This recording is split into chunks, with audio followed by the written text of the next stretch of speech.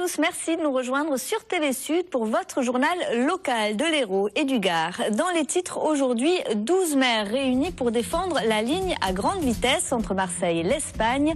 Le 6e sommet des villes pour la LGV s'est tenu aujourd'hui à Béziers.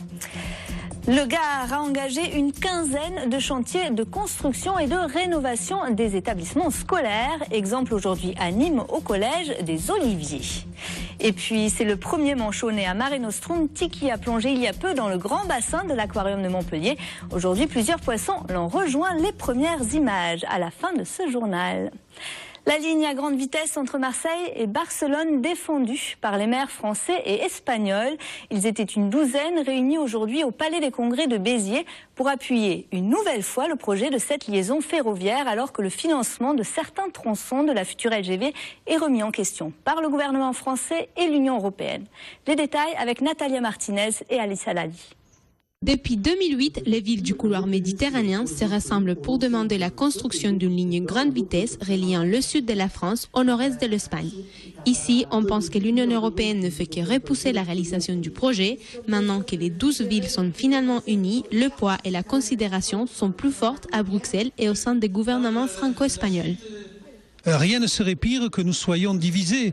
Imaginez que nous soyons éparpillés, divisés. L'État ou l'Europe nous dirait mais attendez, mettez-vous d'abord d'accord et puis ensuite on verra. Tandis que là nous sommes groupés et nous défendons les mêmes points de vue. D'ailleurs la déclaration finale de notre réunion le démontre très clairement, il n'y a pas du tout de divergence entre nous.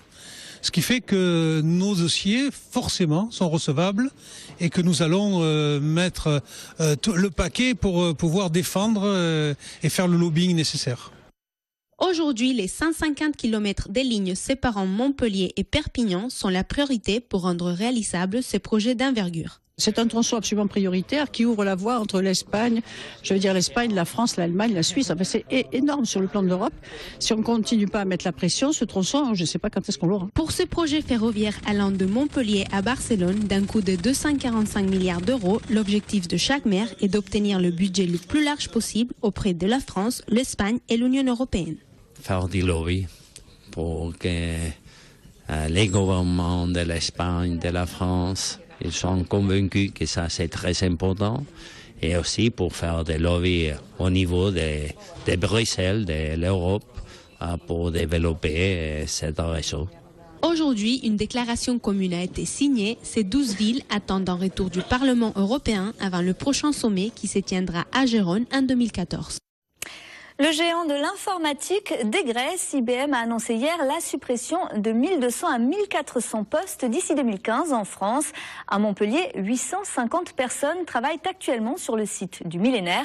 Un comité central d'entreprise est programmé mercredi pour informer les représentants du personnel. Le ras-le-bol des médecins libéraux, ils sont près de 6000 à exercer en Languedoc-Roussillon. Vandalisme, agression, insultes, les professionnels de santé estiment que les incidents se multiplient. Se sentant trop exposés, certains vont même jusqu'à fermer leur cabinet. Bastien Malou. Un incendie en 2007, son cabinet vandalisé 2 ans plus tard, sans compter les nombreuses altercations. Le docteur Moussali exerçait à la Pompignane depuis plus de 20 ans. À bout de nerfs, il a préféré fuir le quartier. Voilà, comme la plaque, si vous voulez la voir, je la garde en souvenir. Voilà, ça c'est ma plaque qui était l'initiale. Et puis, après, il y avait des gens qui se mettaient devant la porte de mon cabinet. Et des patients qui avaient peur de venir au cabinet, parce que quand ils arrivaient, ils voyaient des gens devant le cabinet, ils avaient une appréhension. Et voilà, et vous, quand vous subissez ça, vous avez la boule au ventre parce que tous les matins vous arrivez, vous dites qu'est-ce qu'on m'a fait.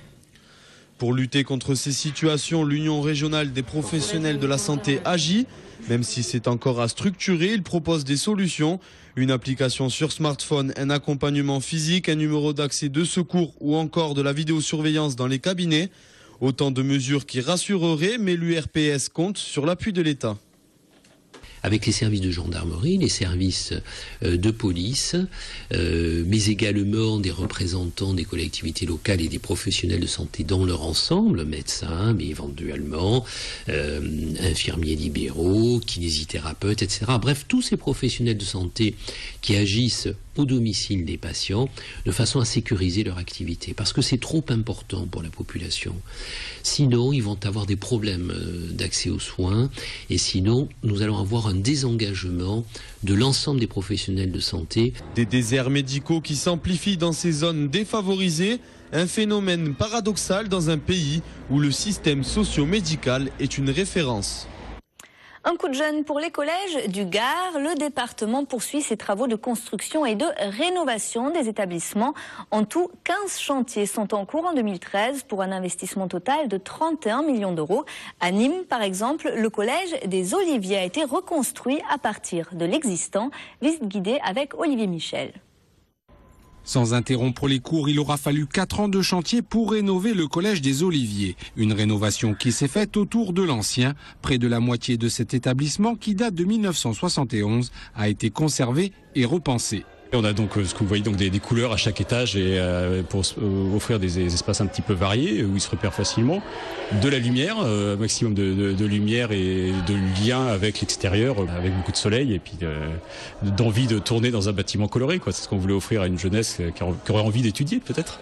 Une rénovation doublée d'une extension qui permet d'accueillir l'enseignement des arts, le secteur technologique ou encore la section SECPA. Alors là, nous sommes dans la cuisine pédagogique qui est plus que très bien installée puisque nous travaillons par zone. Il y a la zone froide, la zone pâtisserie, la zone légumerie, la cuisson, etc. Et nous recevons les collègues qui viennent manger ce que les élèves ont préparé le matin. Des élèves au nombre de 550 et pour lesquels la rénovation n'a que du bon. Vu que c'est tout rénové, on est obligé de faire attention à tout ça, quoi. C'est mieux pour qu'on puisse tous travailler ensemble. Et puis avant, il n'y avait pas de table de tennis, il y avait moins de salles. On est de bonne humeur quand on le voit. On a envie de travailler. Depuis que nous habitons dans les nouveaux locaux, le climat scolaire a totalement changé dans l'établissement. Coût de l'opération, 12 millions d'euros, investis par le Conseil général du Gard. À titre de comparaison, la construction à neuf du futur collège de Galargues-le-Montieux coûte-t-elle 15 millions d'euros. Après le vin, c'est rien moins que le Languedoc-Roussillon que Sud de France veut vendre en Chine.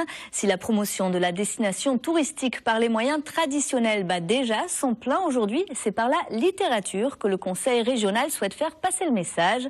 Il a proposé à un auteur de best-seller chinois de parcourir la région pour s'en inspirer pour son prochain livre. Adeline Huard et Léa Vicente l'ont accompagné à Montpellier.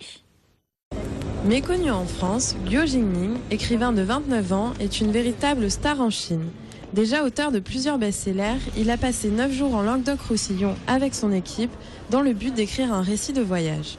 J'écris des romans très longs.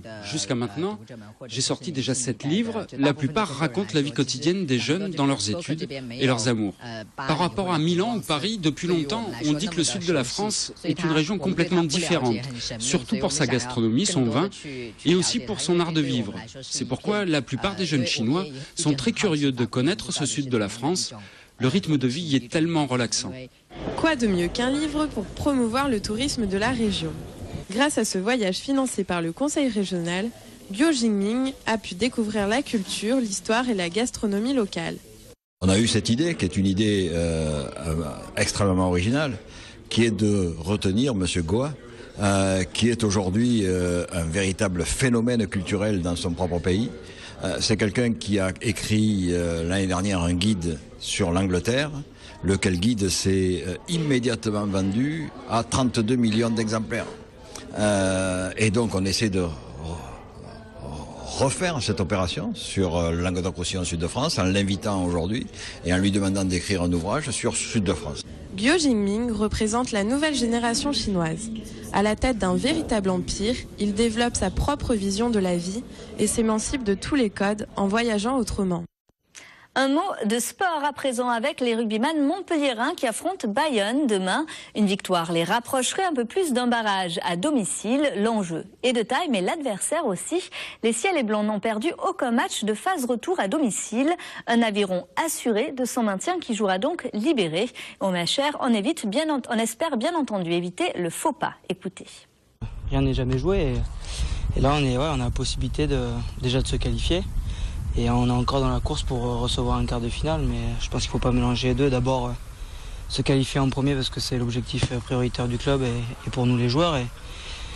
Et on sait que ça va être compliqué, sachant qu'en plus Bayonne, je crois qu'ils ont perdu qu'un match depuis les phases de retour chez eux. Donc on s'attend à quelque chose de compliqué, pas insurmontable, mais compliqué. Cette équipe, ce qui est bien, c'est qu'il n'y a pas de grosses individualités, même s'il y a des internationaux un peu à chaque poste. Mais voilà, on sait que nous, si on veut exister, il faut qu'on fasse front tous ensemble et ça marche plutôt bien pour l'instant. Coup d'envoi 18h30 demain au stade Jean Daugé. Et on termine ce journal avec le grand plongeon de Tiki. C'est le premier manchot né à l'aquarium de Montpellier. Aujourd'hui, il a fait ses débuts dans le grand bassin de Mare Nostrum. Reportage Manon Jalibert et Julien Prieur. L'aventure de Tiki aurait pu s'arrêter dans l'œuf. Après avoir été attentivement couvé pendant 38 jours par ses parents Cali et Gétro, Tiki est le premier bébé manchot de l'aquarium à avoir vu le jour. C'est l'événement et le petit miracle. Là, on peut présager du bon pour la suite, puisqu'on a réussi à la mener à terme. Là, elle a fait sa mue d'adolescent. Donc maintenant, elle mange bien, elle s'intègre de mieux en mieux à la colonie. On peut dire qu'elle est sauvée, ça va devenir un petit manchot avec une petite vie bien tranquille. Tiki a aujourd'hui 2 ans et son plongeon dans le grand bain s'annonce plutôt bien. Elle fait ses marques, elle commence à défendre un petit peu sa nourriture, à faire sa place, à prendre de l'assurance. Petit à petit, elle commence à intégrer notre programme de training, d'entraînement. Ça se passe bien, elle intègre un petit peu par mimétisme les premiers comportements utiles pour établir des bonnes bases d'entraînement. Et donc elle développe également de nombreux contacts d'approche avec nous. Le manchot se dit être un animal plutôt sauvage. Tiki, elle, est plutôt sociable. C'est la fin de ce journal. Merci beaucoup de l'avoir suivi. Retour de l'actu ce soir à 10h sur TV Sud. Toute l'actu régionale, nationale et internationale est dans le 22 minuit. Quant à nous, on se retrouve dès lundi pour le journal complet de la rédaction. Passez une belle soirée et un excellent week-end sur TV Sud.